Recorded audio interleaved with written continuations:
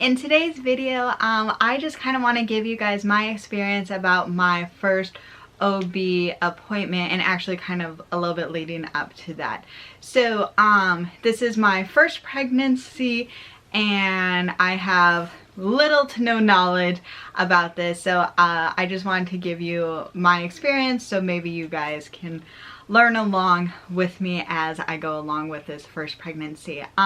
So one thing I do want to say is, of course, every person's experience with doctors are going to be different and people have like different types of insurance or healthcare and stuff. But I hope that this information can still be helpful for you. So just to let you guys know, I have Kaiser Permanente Health. They're my doctor provider, healthcare provider. There we go. Just to give you guys that background information if you wanted to know it. All right, so let's get into this. So I went to my primary care physician whenever I got my positive pregnancy test, you know, pee on a stick test, basically. I went to my primary care physician just for confirmation from that. And so what happened there was that they kind of did their own like pee test thing, and honestly, because I went so early, just because I just knew my body, I knew I was pregnant, and so I tested positive very early. So at first when they did their test with the urine sample, it came back and they were like no, but then and so I was really confused. It was really hard. So at first they thought I wasn't pregnant, but then they immediately came back and they were like, no, I guess you are pregnant, because there was a faint line, you know. But she was like, okay, I'm going to order your blood work to be able to confirm it, whether or not you're pregnant. So then we went down to the labs to get the blood drawn, and I think we had to wait about 45 minutes, and then we got the results back, and we were pregnant, so yay. One thing that I did find a little bit odd in my experience was that we got the test results, but we never got like an email explaining the results, you know, because like our test results was basically like, it was like a medical form, and we had to look things up because it showed the HCG, I'm pretty sure that's what it was, the HCG levels, and it was like standard range, and mine was like way out of standard range, which meant that I was pregnant. But it did seem a little odd to me that I didn't get any form of communication, and it was just kind of like assumed that I would interpret these test results on my own. But that's okay. So that's what happened. And then I think it was about a week or so, I had a telephone appointment with the RN in charge of the OB department, OB prenatal care department. It was a telephone appointment that I had to set up. So what they explained to me, this was set up through my primary care physician. So she didn't say that I was pregnant, but it was basically like, okay, here's what we do now. Is set this up. And so we set up a phone call appointment, and it's with an RN, so not an OB. And the purpose of this was to kind of like introduce me to the process. So we set up my first 2 appointments, and before that I looked at the profile of different OBs in my area. Kaiser does have like options for OBs, midwives, and all these different things. And I read everybody's profile, and honestly I had a hard time like picking a doctor because I didn't know anybody I could like go through recommendations for, and they all have their credentials and stuff like this, but I'm just like a regular person. I don't really know a ton about the medical field and stuff, so I was like, I don't know what school's better than another, or I don't really like, how do you pick a doctor? And so, but I found a way that worked for me. So one of the doctors, so they have a little about me section. It's it's a very short paragraph basically explaining a little bit about their lives.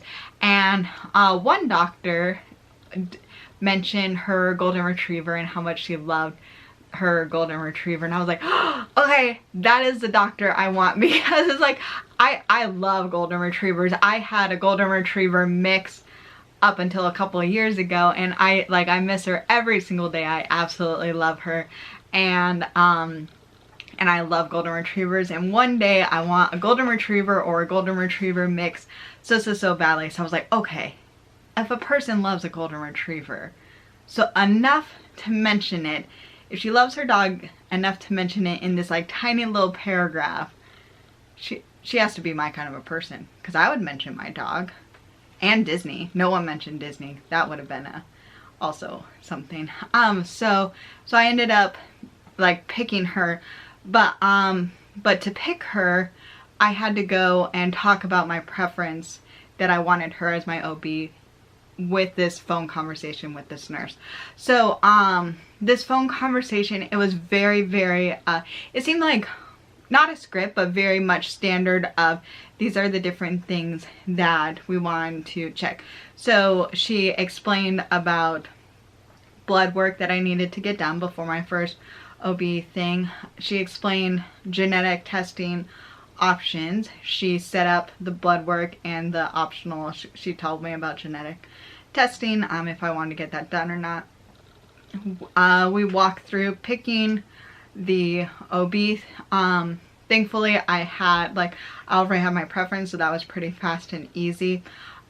She kind of explained, she explained that the first 2 appointments are like we set up the first couple appointments. She explained some of the like policies and procedures for Kaiser, what they were doing, what they were doing there, meaning like we believe in skin to skin, a lot of like some of their philosophies and stuff like that.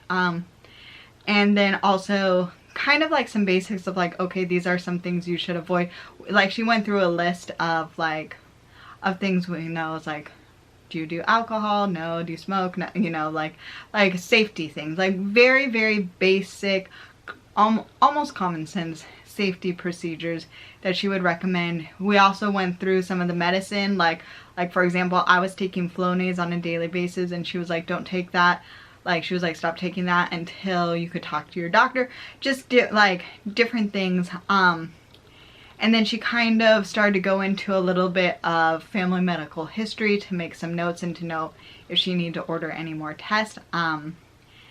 And then I also had to take an online family history survey, which was really in-depth. I actually took this survey online before it, and she went over some of the results in the family history.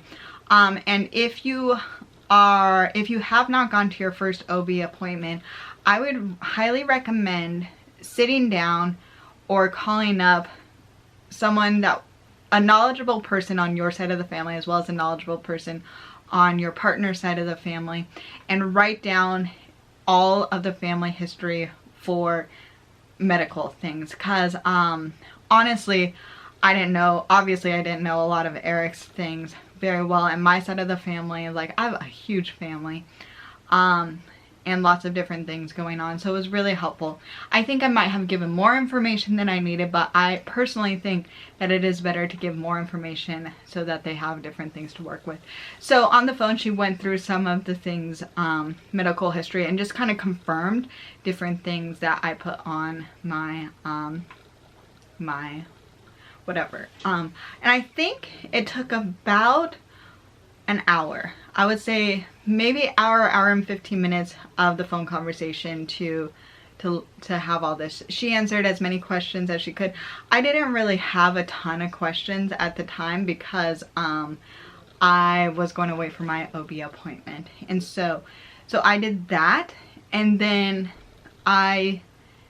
because of my medical history, I had to, along with the blood work before my OB appointment, I also had to do a 1-hour glucose test to test if I had gestational diabetes. I'm going to do a separate video to explain about this because that was a whole shindig and a whole process for this. And they, so during that blood work test, just to let you know, they took a lot of vials of blood. They took like, I think it was 10. It was like about this big. It was so much blood, and it was like, ugh, it was hard. But one thing that was nice is that they didn't have to like poke me 10 different times. They just basically had like a little IV or whatever. It was, I'm not going to get into it, but they took a lot of blood. But it was very efficient. And then my doctor had specific weeks that she wanted the first 2 appointments to be in. And so I think it was like, I think it's week 7 and week 10, around that she wanted to do it. So so my appointment was during week 7, but I got the blood work, I think they recommended like 3 to 4 days before your appointment. My appointment was on a Wednesday. I didn't know if it was going to be open, so I just did it the Friday before. And so I was like getting these like test results back very quickly, and because of Google, I was able to interpret it as much as I could beforehand, which I don't know if that's the smartest thing to do for peace of mind, but I did. And based on it, the only thing I saw that was concerning was I didn't pass my glucose or gestational, my first glucose or gestational diabetes thing, which was really hard. Really hard for me. So then I went and then was my actual first OB appointment, which I was actually pretty excited about because this is kind of unlike my personality, but I didn't do any research. And I think it's because I'm in some like Facebook groups for pregnant women, and some people were talking about like being disappointed they didn't get an ultrasound, they did whatever. So I was like, you know what, I'm coming in with no expectations about, and I didn't want to, basically I didn't want to set myself up for a disappointment when we went in there. So we went in there, and it was a little bit crazy in the doctor's place because of the coronavirus thing, which is coming along, which is definitely a thing. Hopefully when you're watching this, it's much better, but who knows. But we just did hand sanitizer and just tried to be as far away from people as we could. One thing that to note is that they did not, so Eric was with me for the OB, for everything, but they did not let him come in the beginning. So they do the same, like they weigh you, take your blood pressure, temperature like normal, and then they have you fill out a questionnaire. And the questionnaire is like on paper, I believe, is to check with your mental health and also to check for your safety, because some of the questions definitely was asking about like different specific things about mental health, and then also some things about like, are you being abused? They were more specific, but basically checking to see if the woman is being abused by her partner or whatever. So man, that made me sad that they have to ask about like abuse and stuff like that, but it also made me really thankful that they are looking out for the safety of the pregnant mom. But man, that's sad. Anyway, so they also had me give another urine sample, and actually, now that I think about it, I don't know why. Like, I don't know why. But they had me have a urine sample. And then they brought me back into the room, and then Eric was able to come with me to the room, and I had to get like completely undressed, which I totally was not expecting. And it's like, oh, I wish I put like extra, I put deodorant on, but I was like, oh, I wish I put extra deodorant on.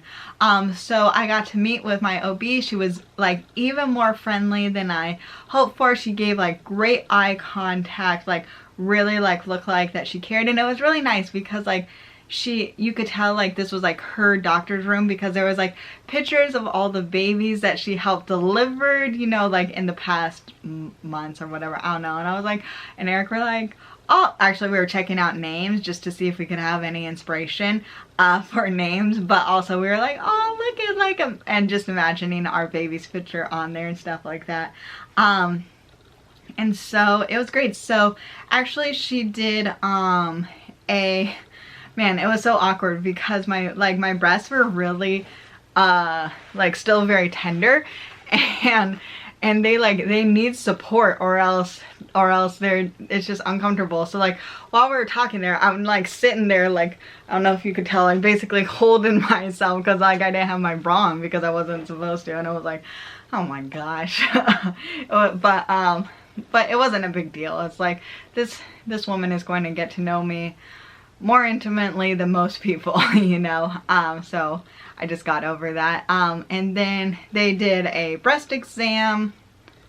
I don't know why. I need to get better at asking questions about what they're checking for, because I think I'm a little bit too maybe go with the flow and trusting a bit, because I just don't ask enough questions, but I also don't think about them a lot until afterwards. Like I didn't think now, like, wait, what happened to that urine test? What did they do? So she did, and then she did like she did different exams. So it's like sticking things up in me and like pressing to make sure things are okay. And then she did a sonogram, or an ultrasound. Shoot, I still don't know what that is, but man, okay. So it was like a up there kind of a sonogram, and oh my gosh, so the tool that they use is so intimidating. It's like super long and like thick looking, and and I was being dumb, not even thinking. I was like because I'm not joking, it's like this big, and it's like, are you gonna try to stab me in the heart going up this way? Because this does not make sense, you know, because it's so long. But they don't like, so I was getting nervous because I was like, what? I don't understand how that, like, I was like, I do not have that long of a torso, like what? But they do not, it's not, it's like, basically it just feels like a little bit of pressure. It's really not uncomfortable, and they do not like, you do not jam the whole thing. Like, they're not trying to stab you in the heart with this baby looking machine, you know, or, yes. But it was so crazy because we got to see little G, and we got to hear the heartbeat. Eric totally was tearing up, like he could not handle it. He was so excited about it. And it's just an experience I will never forget. And I was so surprised. And then they gave us pictures, which we've already shown you in our pregnancy announcement, of the sonogram to keep, which was so special. And I totally didn't expect it, because the baby was basically the size of a rice. That's what she said, like a grain of rice. And then she kind of, so after we got to see the baby, see everything was fine, and then she explained some of the test results. So basically everything came back fine for me except for two things. One thing was that my glucose test was too high, so I didn't pass that. So I had to get tested again. So I'll explain that in a different video about gestational diabetes. I had to get tested again to see if I had it. And then the second thing is that my blood type was, or is, A negative. And so if Eric's blood type is negative, then that's going to be fine, because then the baby's blood type will be negative. But if Erik has a positive blood type, there is a chance that the baby's blood type will be positive. And so the dangers or precautions that need to be taken is that if our blood mixes, my blood, this is how she explained it to me, my blood will basically start fighting the baby's blood. So I needed to be extra careful to make sure that essentially no trauma happens to like the womb baby area, and if there's any bleeding, I would have to come in immediately to get help. But apparently that there are shots. Basically, I'll have a shot, shoot, is it 20 or 28? I'll have a shot later in my pregnancy, and then I'll have a shot during delivery, and basically as long as I'm careful, everything should be fine. But it is something that just to be aware of and to know about.